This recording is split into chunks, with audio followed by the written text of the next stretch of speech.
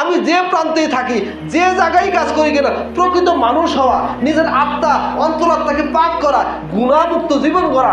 যদি আমি গুণামুক্ত জীবন করতে পারি, আমার অন্তর থেকে হিংসা থেকে বাঁচাইতে পারি, গীবত থেকে বাঁচাইতে পারি, পরন্ত থেকে বাঁচাইতে পারি, আমি যে প্রান্তে থাকবো, যাই যে কোনো কাজ করব, ওইটাই আমার কি হবে? আখরাতে সামানো হবে, কবরে সামানো হবে, হাসর মিজান পুলসিরাতে সামানো হবে। আমার কথা বুঝতে পারলাম? যেমন আপনি মনে করেন, হ্যাঁ, কেউ পদ্মার ইলিশ খাইতে পছন্দ করে, হ্যাঁ, কেউ গরুর গোস্ত খাইতে পছন্দ করে, কেউ মুরগির গোস্ত খাইতে পছন্দ করে। এক একজনের রুচি ভিন্ন কিনা, এক একজনের রুচি ভিন্ন। আর আপনি যদি গরুর গোস্ত খাইতে না চান, আরেকজনে বলে কেন খাইবেন না, খাইতে হবে আপনার, বলে কেউ। এখন আপনার রুচি ইসলামের জন্য, ইসলামের কাজ করার জন্য, আপনি সুন্নত শরীয়তের মধ্যে চলার জন্য আপনি চান আমি মাদ্রাসা মসজিদ নিয়ে থাকি, আলহামদুলিল্লাহ, আপনি এই কাজে থাকি, হ্যাঁ, আল্লাহর সাথে পরামর্শ করে চলেন, আপনি কামিয়াব। আপনার মন চায়, রুচি চায় যে তাহলে আমি এই যে দাওয়াত তাবলীগের সাথে সম্পর্ক রেখে চলি, হ্যাঁ, যাতে মানুষের কিছু খেদমত করতে পারি। আপনি আপনার জায়গায় থেকে কোনো মুরব্বী, কোনো আল্লাহর সাথে পরামর্শ নিয়ে আপনার অন্তর পাক করে গুণামুক্ত জীবন করে আপনি চলেন, আপনিও কামিয়াব আল্লাহর মানুষ, কবর আখিরাতে সামানা পেয়ে যাবেন।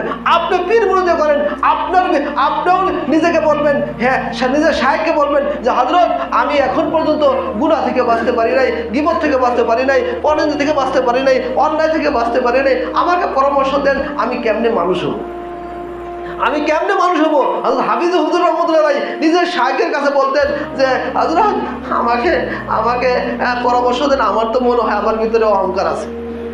আহা, নিজেকে নিজে পেশ করছেন। হাফেজ ছিলেন, আলেম ছিলেন, দারুল দেওবন্দে পড়ালেখা করতেন, এরপরে থানা ভবনে যাইতেন, বলতেন নিজের কাছে আমার ভিতরে অহংকার, মনে হয় অহংকার আছে, আপনি পরামর্শ দেন। আসামের থানা উঠলে বলতেন কি, তুমি মসজিদে দেয়া মুসল্লিদের কাছে এলান করে, ভাইরা আমার ভিতরে অহংকারের রোগ আছে, আপনি দোয়া করেন যাতে আল্লাহ পাক আমাকে মাফ করে দেয়। এই দোয়া চাইবে, আর মসজিদে বের হওয়ার সময় মুসল্লিদের জুতা সোজা করে দেবে। দেখেন কাজে লাগাই দিছে, অহংকার রোগের কি এলাজ দিয়ে দিছেন। আমার কথা বুঝতে পারলাম?